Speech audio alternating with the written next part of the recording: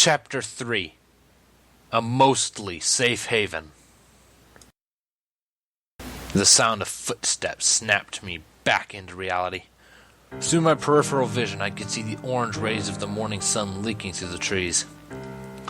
The gentle melodies of birdsong filled the air. Everything was so peaceful, so calm.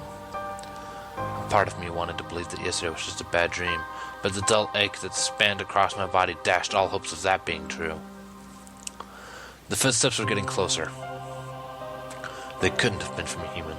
The tempo was too fast, and each step was accompanied by another about a split second off. It had to be a pony. There was no doubt in my head. They must have come searching for me after their friend returned to them. I couldn't stay here much longer. I wasn't ready for another encounter. I struggled to raise myself to a sitting position.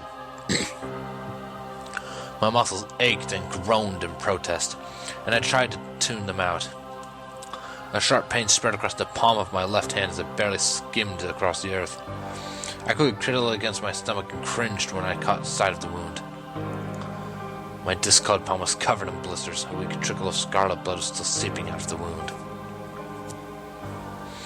I slowly lifted myself up to my feet, trying carefully not to agitate any other wounds that I had accumulated from yesterday. An overwhelming sense of vertigo welcomed me as I reached my full height, accompanied by a painful headache. Colors began to blur for a moment, turning the world around me to a strange green and brown canvas. A twig snapped behind me. I rolled around to the sound of the noise to find a gray pony standing just a few yards away. With a surprised yelp, I scrambled back until my back ran into a nearby tree. A brief moment of silence passed while we just stared at each other in shock. I gave the area a quick glance to see if there was any other threats, but all I could see was this one pony. Although to call it a pony might have been incorrect. With the dark gray stripes that spanned across his body, it looked more like a zebra than anything else. Golden rings wrapped around its neck and one of its forelegs. "Forgive me for startling you," she said, breaking the silence with her African-esque voice. "I knew not you were here. Please accept my apology. There is no reason to fear." She put on an apologetic smile at the end of her rhyme to add into the sincerity. To say that I was caught off guard would have been an understatement. I didn't expect her to talk to me, much less apologize for sneaking up on me. "You're fine," I finally managed to answer, trying to sound as nonchalant as I could. I just didn't expect anyone to drop in on me. I regained my composure and realized I didn't have my hatchet on me. My eyes quickly searched the ground for my missing tool and found it lying dangerously close to the zebra. I didn't know what to do. I couldn't risk getting too close to her. There was no telling what she could do when she saw me approaching. The zebra followed my stare to the hatchet near her hooves. She craned her neck down and picked it up with her mouth and trotted up to me. My body tensed up as the zebra drew closer. My eyes were glued to the grimy blade of the hatchet. "What are you standing there for?" the voice demanded in my head. "It could still be a threat. Move!" I took a wary step back, unsure of what to do. The zebra continued with a disarming look in her eyes and came to stop before me. She didn't make any hostile movements. She simply stood there, stretching her neck toward me with the hatchet in her mouth. An awkward second passed before I realized she wanted me to take it. Thanks," I said, gingerly retrieving my hatchet from her mouth. "Thank me you need not," the zebra dismissed her with a smile, waving her hoof. "The deed was not a lot. I merely wanted to extend a helping hoof to a friend." She gave me a closer look, and her smile faded into a small frown. "May I ask what made you so sore?" she asked. "To obtain such wounds, you must have had quite a chore." "I had a hard night. Let's just leave it at that," I replied. I lazily swung the hatchet down to my side. Actually, it would be a good idea if I kept moving. I'm kinda busy with stuff, so if you'll excuse me. I skirted around the mirror and set off in a random direction. My joints moved like rusty gears, grinding and screeching as I moved. I tried to hide my discomfort behind a blank stare. I didn't make it very far before the zebra put herself before me. "Please, this is a most pitiful sight to see. Allow me to assist you and come follow me," she implored.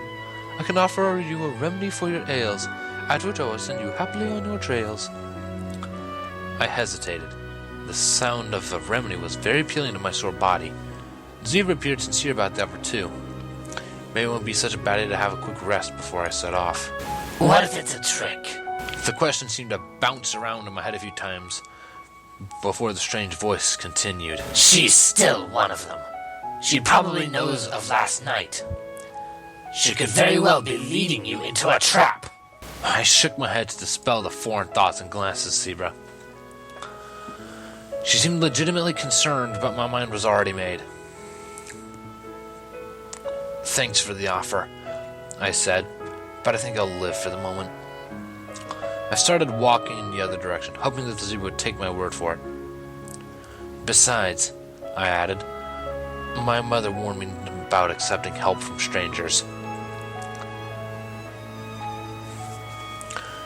The zebra jumped in front of me before I had a chance to register, and I nearly trampled her in my attempt to stop. She gave me a stern look, and I tried to keep my composure. Now is not the time to be proud, she warned. Your integrity is hardly sound.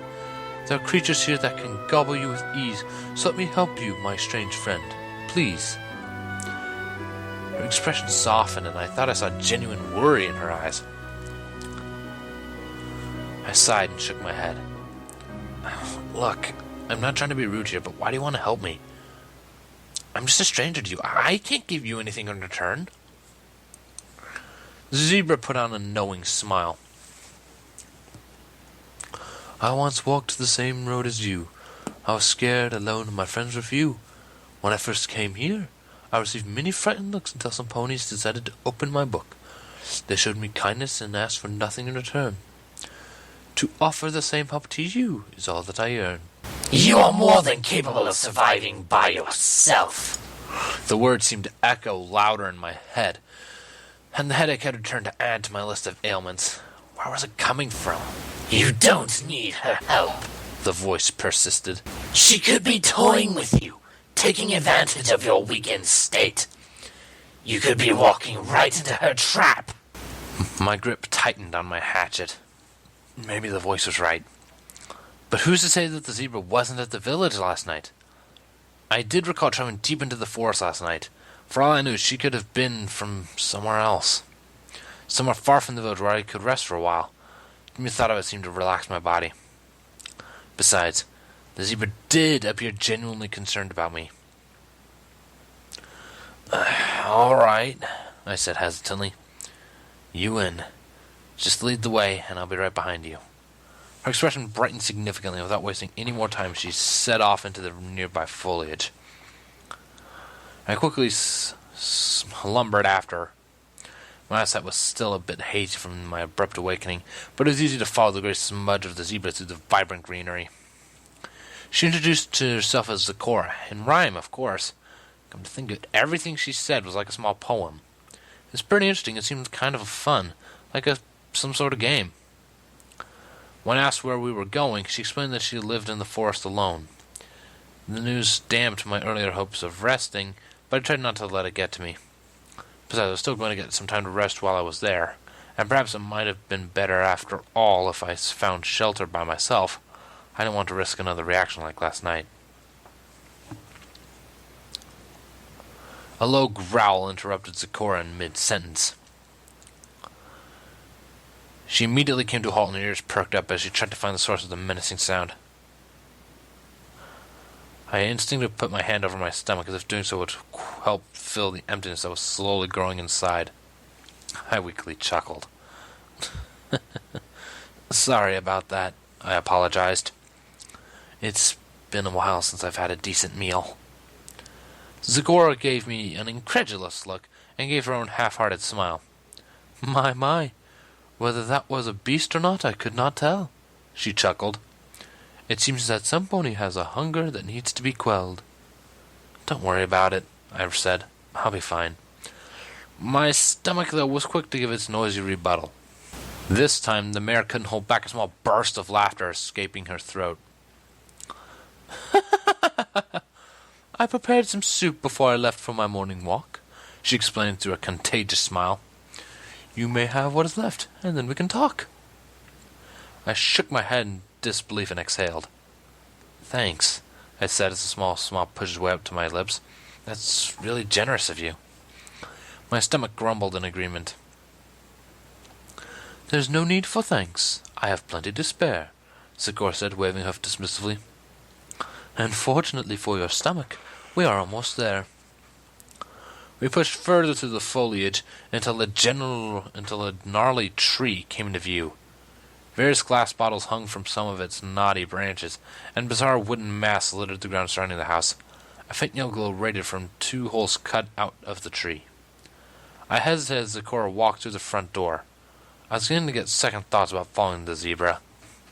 You can still run, the voice suggested. It probably wasn't too bad of an idea. After all, I barely knew anything about this mare. She could have been some sort of psychopath. Who knew I should live in exile in these woods? I took a hesitant step back. Most of my wounds could heal over time, I was sure. It was then that the smell hit me. A sweet aroma wafted from the tree, filling the air around me. It sparked a small inkling of a memory inside of me. One of my mother's homemade chicken and noodle soup that she hadn't made in ages. I wasn't sure if that was what was waiting for me inside, but whatever it was, it nearly had me drooling. My stomach groaned at the thought of being so close to nourishment and seemed to berate me for even thinking of leaving.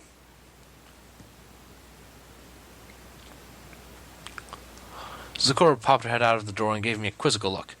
"What are you standing there for?" she asked. "Did you not know that I had an open door?" I snapped out of my trance and apologized before continuing toward her house. "Come and get it while it's nice and hot," she called out as her head disappeared. "Celestia knows I alone cannot eat the whole pot." I carefully ducked through the zebra-sized door. It all pain racked my nerves. My legs screamed in protest as my back threatened to stay locked in place. I winced and fought against the urge to collapse onto the floor. I desperately hoped Zecora knew what she was doing. The entire house was comprised of one small circular room. More wooden masks were on the walls inside. Glass bottles either hung from the ceiling or lined the various shelves. A small bed was stationed in the back, and a cauldron filled with water dominated the center of the room. Near the back rested a pot filled with steaming soup. Zecora trotted around the lone room, examining the bottles as she passed. With each vial she inspected and passed, the more discouraged she seemed. After putting the last bottle down, she grabbed a wooden bowl, scooped some soup from the pot and back, and brought it to me. I gingerly accepted it and felt the warmth seep through the bowl and into my hands. "Your potion's creation will soon be underway," she explained. "Please relax yourself and enjoy your stay." She lit the fire underneath the cauldron and began tossing seemingly random ingredients in. I sat myself against the wall a few paces away from the door, hoping I wouldn't get in the way, and set my hatchet down next to me. I stared at the bowl in my hands. It had a bit of a greenish tint to it. It was hard to tell what was in it, but I could honestly tell it wasn't chicken or noodles. It didn't appear as appealing now that I saw it, but it still had me ensnared in its aroma. After realizing I didn't have a spoon, I put the bowl to my lips and drank it. I nearly choked as the steaming soup burned a trail down my throat, but it was a welcoming sensation. It tasted as if it was made out of some sort of vegetable, but I couldn't tell which one or ones exactly. As soon as I became used to the temperature, I began really gulping it down by mouthfuls. When I put the bowl back down, I noticed Zecora staring at me in amusement. "You certainly have quite the appetite," she smiled. "I hope I have enough soup for you. Wouldn't it be a fright?" I gave an apologetic smile and stared at what was the rest of my soup. There wasn't very much left, just enough to barely fill the bottom. I began to slowly sip away at it, trying to savor the taste. Zecora returned her attention to the contents of the cauldron, stirring them with a large wooden stick. A sickly green liquid sloshed up the side, making my stomach churn. Was I really supposed to drink that?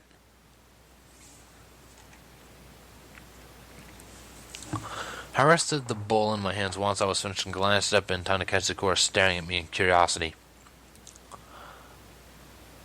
Our eyes met for barely a second before she quickly averted her gaze and got back to work. "See something interesting?" I asked, eyebrow raised. "Pardon me for staring," she apologized, a mild blush of embarrassment showing on her face. "I just have so many questions for you, but that topic can wait for later." Her eyes darted to my empty bowl. "For now, allow me to feed you some more stew."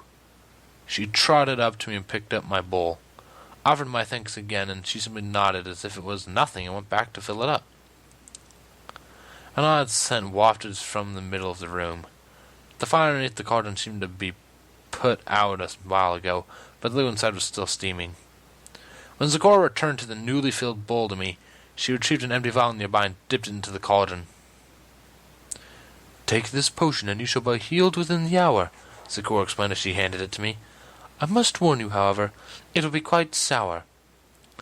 Before you take it, though, you might wish to wait a little. While it is still warm, the potion will taste quite vile." I was about to give her a proper thanks when an erratic knocking at the door cut me off. "Zecora, are you home?" a familiar voice called. A chill went up my spine at the sound. The door glowed in an odd purple color and swung wide open. "Oh, thanks, Celestia, you're here." The purple unicorn from last night trotted into the room, having an urgent air about her. "There was a strange creature that invaded Ponyville last night. We couldn't tell what it was, but we were hoping you might be able to help us. When I saw it run into the forest, I figured it would be a long shot, but..." Todd cut herself off with a gasp the moment she saw me. We all stood there like that for a moment, Twilight staring at me in disbelief, Zecora looking between us in confusion, and myself paralyzed in shock, trying desperately to convince my legs to run. Twilight's face morphed into a scowl. She craned her neck down and her horn began to glow. I wasn't about to wait for her to perform another one of her tricks. In one fluid motion, I pocketed the vial and sprang up to my feet. She didn't have enough time to react as I quickly covered the distance between us and threw the still steaming contents of my bowl into her face at point-blank range. She let out a pained yelp as her concentration broke, causing her horn's glow to fade away. While she was busy rubbing the stew out of her eyes, I darted for the front door. It would have been a clean escape too if it hadn't been for the four mares in the doorway. They tried to scramble away when they saw me hurtling towards them. Most of them succeeded to, save for one, a yellow pig with wide eyes and an uneven haircut. She stood there with an expression of absolute horror as I advanced. Out of horrible coincidence, I stumbled over a root jutting out of the earth and fell directly on top of her. We collapsed onto the ground together with most of my weight pinning her down. Our foreheads connected painfully, sending us both into a daze. "The monster's going to gobble up Fluttershy!" the pink one shrieked. "Not on my watch!" Rainbow Dash exclaimed. I heard the rush of wings behind me as someone clamped onto my jacket and launched me skyward. At an instant, I grabbed the nearest thing in the hopes of staying rooted to the ground. Unfortunately, at the time, the nearest thing was Fluttershy. The world shrank beneath us as we ascended higher and higher. The sudden rush of vertigo threatened to bring the stew back up. I could already taste the acidic bile forming in the back of my throat. As it came to a stop, I felt as if I was literally hanging by a thread as the jacket stretched against a weight it was never meant to carry. I still had a death grip on Fluttershy's forelegs, who gave me a look of terror with eyes the size of pinpricks. I shot a glance upwards to discover Rainbow Dash wildly flapping to keep us in the air, my jacket clenched in her strange jaw. A moment of dread washed over me at the sheer height I was dangling from. Already I was getting mental pictures of a splattered mess of blood, bones, and clothes on the forest floor. My eyes shut as I was trying to get the image out of my mind, until something caught my eye. Off in the distance, a lone structure broke through the vast forest canopy. It appeared to be a tower, a strange beacon that seemed to call out to me. I could feel it beckoning me, as if it promised to harbor me from this mad world. "A safe haven," the voice chimed in. "Find a way down and go to it."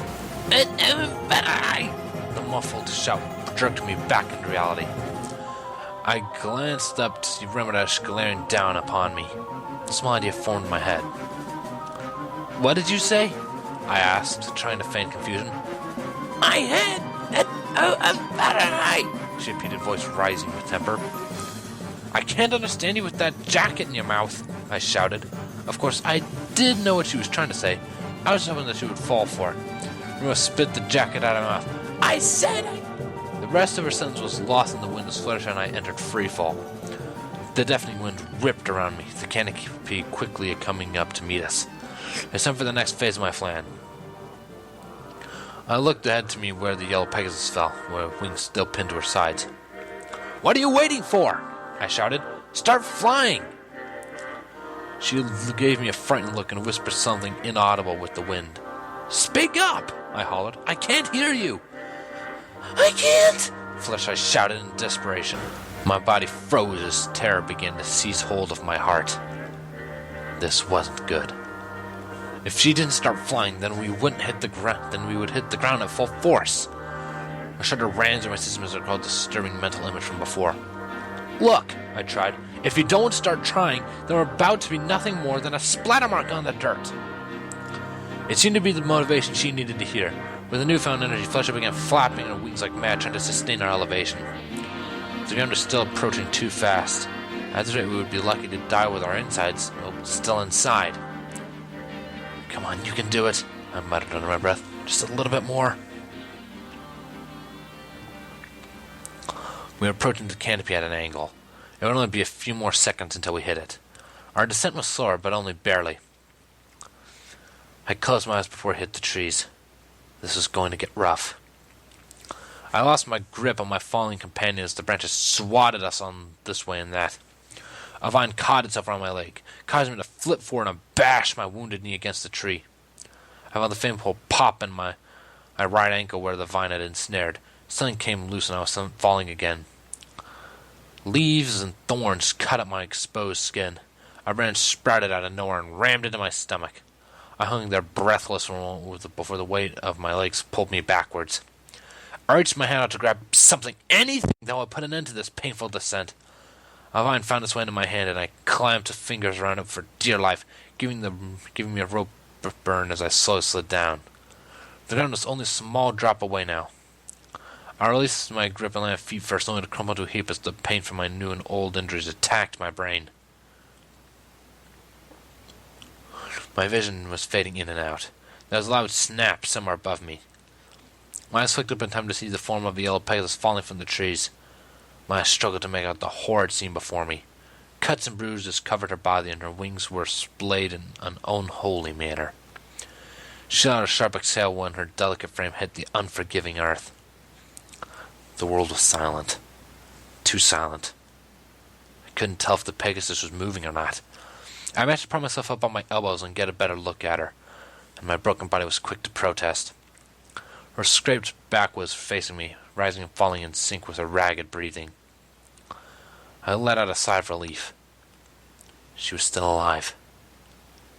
I struggled to get up, but the moment I put pressure on my right foot, I collapsed with an inhuman yelp. A sharp throbbing pulsed inside my ankle. A frustrated growl emerged from my throat. I was in no condition to move, and neither was the Pegasus from the looks of it. We were stuck here to rot without any help. I shifted myself into a sitting position and rested against a nearby tree. "Well, isn't this just perfect?" I grumbled. As if on cue, a mysterious vial fell out of my pocket and onto the ground. Its contents sloshing around inside it. I stared at it confusedly before my brain finally clicked in. It was the potion Zecora had made. I snatched it up off the ground and studied it. There probably wasn't much of the potion inside, only just a few mouthfuls. If what Zecora said was true, though, that wouldn't matter. I ripped off the cork lid and stared at the green liquid inside. "Well, this is it," I muttered, hesitantly putting it to my lips. "Here goes nothing." I poured some of the liquid down my throat and nearly retched the moment it touched my tongue. Zecora wasn't lying when she said it was sour. I was having a hard time finding the will to not spit it out. I leaned back and stared in awe as the potion worked its magic. Cuts and wounds began closing themselves up. Bruises started disappearing. My broken foot seemed to pop itself back into place. I glanced at my left hand to see that the charred skin was falling off and being replaced by a new, rapidly growing layer of skin. After a while had passed, I was back on my feet again, feeling fully recovered. incredible. There wasn't a better word to describe what I had just witnessed. It was impossible, and yet the facts were staring me in the face. A weak groan brought me back into reality. I stared over my shoulder where Fluttershy lay. Leave her, The voice said. Helping her will only slow you down. Let her friends come to her aid. You have no reason to aid her. It was wrong, though. I was the reason she was here right now. The reason she was even in this state. I couldn't leave just yet. I had to help her.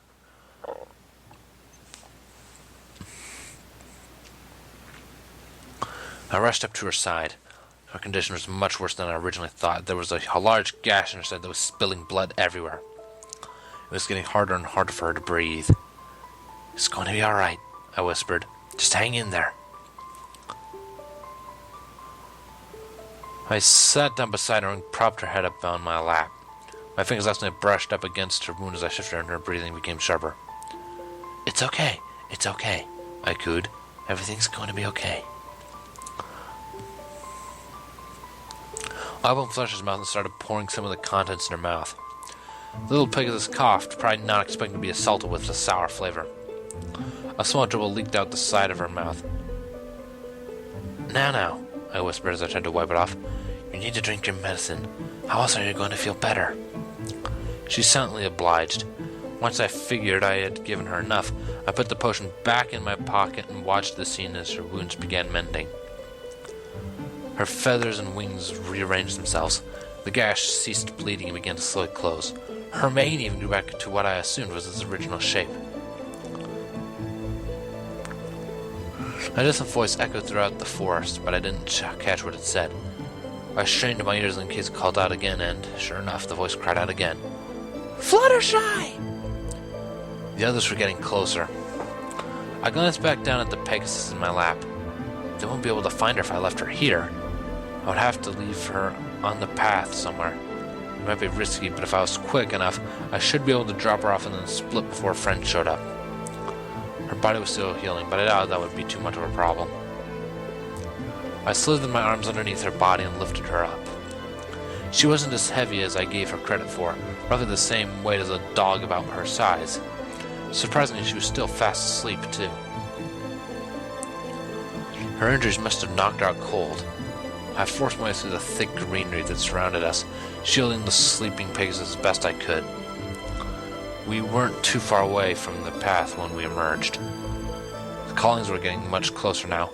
It wouldn't be too long before they got here. I quickly jogged into the path and stowed her next to a tree where our friends could easily find her. I lingered behind the tree until I saw Toy's purple coat emerge from the trees before leaving. Thoughts of the tower consumed my mind. I needed to find a way there. Right now it was my best bet to find shelter. Once I was there, I could relax and think things through. But first I needed to take a small detour. Thankfully the trek was uneventful. Even though the foliage surrounded me, I knew the general location of the hut. Pretty soon I caught sight of the colorful wooden masks that marked her house. The door was left wide open, not a pony or zebra in sight. I poked my head in. It was exactly the same as when I had left. I retrieved my hatchet from the floor where I had left it and refilled the vial with the medicine in the cauldron. There was no telling when I would need something like that again. I grabbed a string and fastened the vial to the belt loop of my pants. I was about to walk out of the door when the wooden bowl caught my eye. There was still a little bit of stew left inside of it. I picked up the bowl and tried to savor the taste and drank what was left of it, knowing that it was probably going to be the last decent morsel of food I was going to have in a long while. I exited Zikora's tree and headed off in the general direction of the stone fortress. I was careful to avoid any paths or trails along the way. The last thing I wanted was another run-in with the ponies. I couldn't tell how long I was walking. It could have been anywhere from a few minutes to half an hour. I was beginning to worry that I had gotten off course. I quickly dispelled those thoughts, though. Nothing good would come from that sort of thinking at the moment. As I trekked deeper and deeper into the trees, the faint sound of running water grew louder and louder. I desperately pleaded that it was purely just a coincidence. Unfortunately, all hope was shattered as a wide river took the place of the trees. Not a single bridge, natural or built, could be seen in either direction.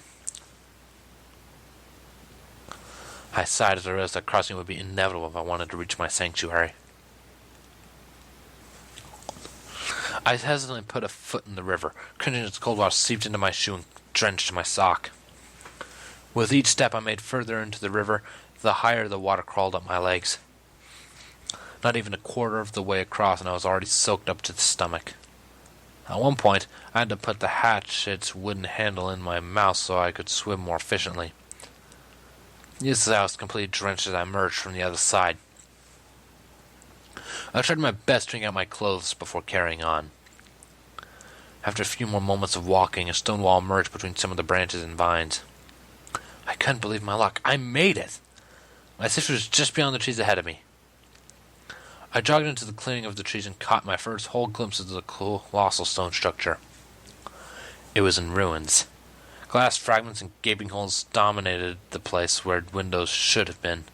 Chunks of walls were missing everywhere, along with most of the roof. I could spot a handful of spires, but even they appeared to be skeletal as the rest of the castle, showing their internal parts. The two large wooden doors at the entrance seemed perfectly fine, though. Still, this shelter was better than no shelter, and the only thing keeping me from it was a rickety wooden bridge. I put my foot on the first plank, cringing as it groaned beneath my weight. The next step wasn't as bad, but I knew there were plenty more ahead of me before I reached my destination. I made the mistake and cast a glance before the bridge. A thick fog obscured my view of the bottom of the chasm, making it appear as if it went on for eternity.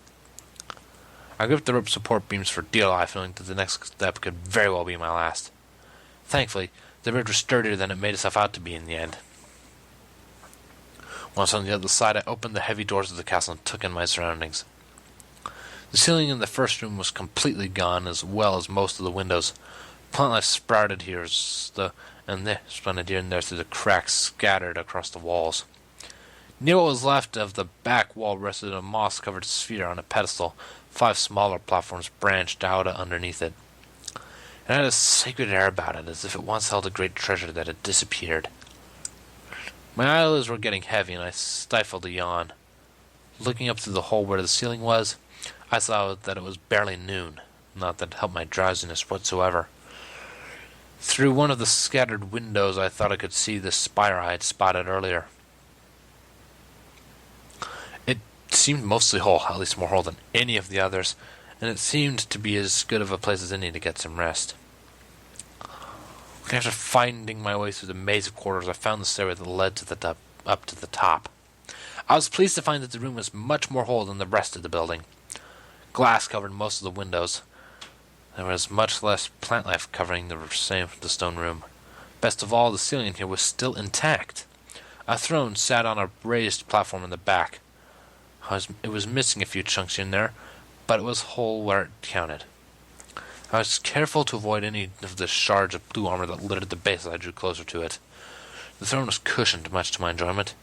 I placed my hatchet at the sour elixir next to the base of my seat. I heaved a sigh that I've unknowingly held all day. Then I sat, alone in a strange new world. No one to talk to. No one to guide me. No one to take command and let me follow. I was completely alone. A hole began to grow in my chest and was quickly filled with fear and grief. I doubled over, pressing my hands against my chest in hopes of repressing the pain. A few choked sobs escaped my throat. I screwed my eyes shut as a few tears burned their trails down my cheeks. I was never this alone in my life. The very concept of my condition scared me. What was I supposed to do? How would I survive? Where would I get my food? Hunt for your food. My sobs were instantly cut off. I slowly raised my head and stared at the room before me, the large empty room. I was all alone, and yet I could hear the strange and familiar voice echoing in my head clear as day. I sniffed. Perhaps it wouldn't be too bad of an idea. Hunting wasn't exactly my forte, but I was sure I could work something out if I got enough time. I needed an alternative plan, though. It would take some time before I got used to hunting for any food, and I doubted Zagoro would help me after what occurred this morning. Steal from the ponies. They're sure to have plenty. I was reluctant to go anywhere near Ponyville again, but the more I thought of it, the better it sounded. I had a good generalization of where the marketplace was in the town, and I thought I saw a barn when I was wandering through it. If I could find a way to access those easily, I'd be set for a decent time. I wasn't about to go out in broad daylight, though. No, that would just be suicidal. It would be best if I went under the cover of the night. A feeling of satisfaction washed over me. I now had a plan, more or less, and the means to do it. All I needed now was rest. It was beginning to get harder to keep my eyes open. I would take a quick nap until night and then get to work. It didn't take too long before drowsiness subdued my roaming mind. I had just enough brain power to utter one last word. Good night. But, of course, my only answer was silence.